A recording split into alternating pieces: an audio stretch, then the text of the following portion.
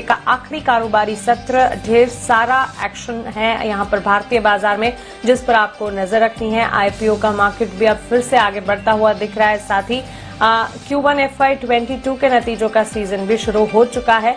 एक एक कर सब कुछ आपके सामने रखते हैं, लेकिन शुरुआत विदेशी बाजार के संकेतों से करेंगे जो कि आज कमजोर है। जी हां, एशियाई बाजार की शुरुआत सबसे पहले देखिए लाल निशान के साथ SGX निफ्टी में ट्रेड आप देख पाएंगे 15,694 के स्तर के आसपास। यहां पर SGX निफ्टी एक सपाट ट्रेंड दिखाते हुए, वहीं निक्काई के बाजार में 500 अंकों की गिरावट देखी जा रही है। हांगकांग के बाजार भी करीब 50 अंकों की बिकवाली के साथ लाल निशान के साथ ही ट्रेड करते हुए डाउ फ्यूचर्स भी आप देखिए करीब 70 अंकों की गिरावट देख रहे हैं। ये तो हुई एशियाई बाजार की बात, लेकिन बीती रात अमेरिकी बाजार में भी भारी उठापटक देखने को मिली। काफी हद तक बाजार ने अपने आप को संभालने की कोशिश की।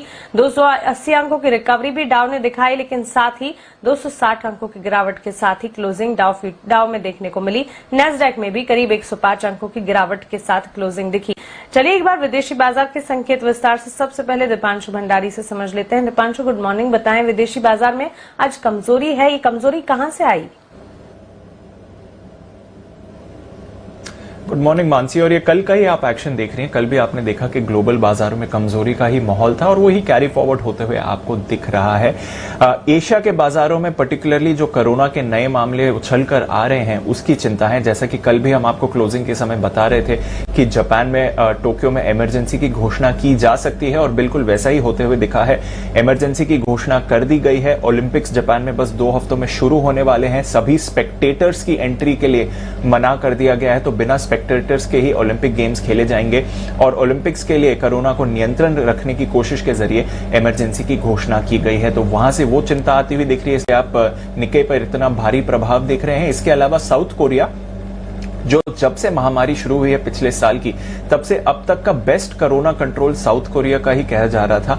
वहां पर भी नए मामलों में उछाल आते हुए दिखा है और जो उनकी कैपिटल है सोल, उसमें उन्होंने रेस्ट्रिक्शंस बढ़ा दिए हैं। तो वहां से भी एक चिंता आ रही है कि ऐसे देशों में भी कोरोना का प्रभाव अब बढ़ते हुए दिख रहा है जिन्होंने अच्छी तरह इसे कंट्रोल में रखा हुआ था। और इसी चिंता की वजह से और थोड़ी इकोनॉमी को लेकर चिंता से हमने कल शाम अमेरिकी बाजारों में भी भारी गिरावट देखी।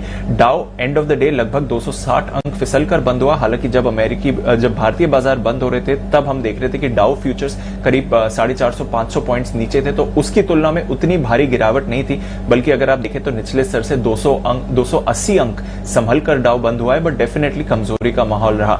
S&P 500 में भी हमने 0.9% की गिरावट देखी है। सभी सेक्टर्स पर आपने दबाव आते हुए देखा है। इसके अलावा जो बॉन्ड यील्ड है उसने कल इंट्राडे में 1.25% का लो छुआ था, अभी संभलकर 1.31% पर है। पर बॉन्ड यील्ड के गिरने के बावजूद हमने देखा कि आईटी स्टॉक्स पर भी दबाव बढ़ा और नैस्डैक भी लगभग 0.5% की गिरावट के साथ ही कल बंद होते हुए दिखा है।